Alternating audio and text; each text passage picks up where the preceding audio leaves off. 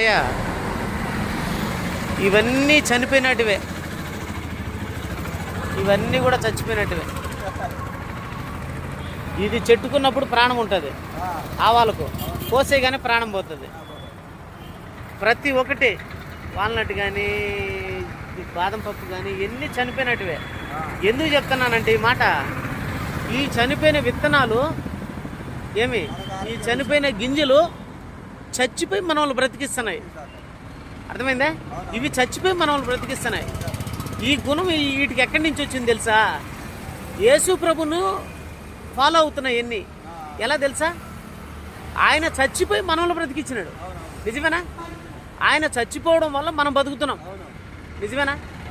ఆయన మన పాపాల వలన మనం చచ్చి నరకానికి పోవాలా?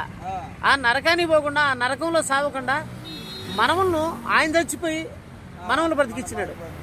అంటే 10 మందిని మంచి మార్గంలో నడిపించడం కోసం చనిపోయినాడు. ఇవన్నీ కూడా ప్రభువును పోలి బతుకుతున్నాయి. ఇవి చచ్చిపోయి మనల్ని బ్రతికిస్తున్నాయి, మనకు ఆరోగ్యాన్ని ఇస్తున్నాయి. మరి మనం కూడా 10 మంది కోసం బ్రతకాలి కదనా?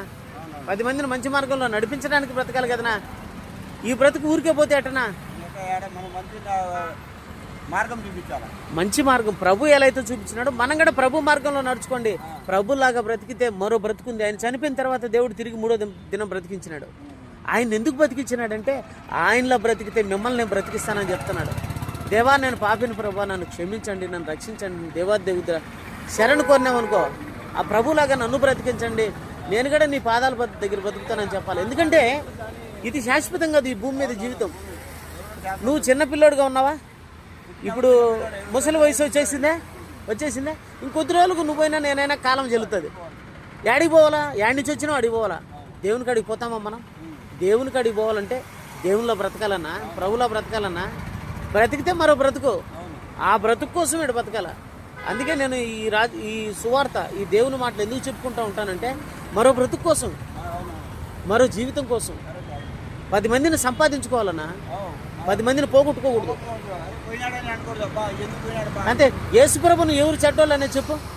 అతన్ని ప్రతివాడు మంచోడు అంటారు. ఎందుకు?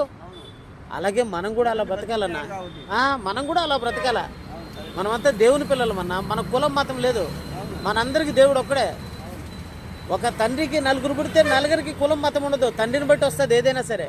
కుక్కలు ఉన్నాయి, అన్ని కుక్కలు అంటాం కానీ పలానా కుక్క పలానా కులం అనం. మనుషులు కూడా ఒకటేనా? ఆ మనుషులందరికీ దేవుడు ఒక్కడే. ఆ దేవుడే సమస్త సృష్టిని చేసి మనకి ఇచ్చినాడు. ప్రభు మార్గంలో బ్రతికి ఆ దేవుని చేరుకోవాలన్నా, అది మనిషి జీవిత పరమార్థం. మంచిదన్నా. థ్యాంక్ యూ అన్న దేవుని మాట్లాడినందుకు.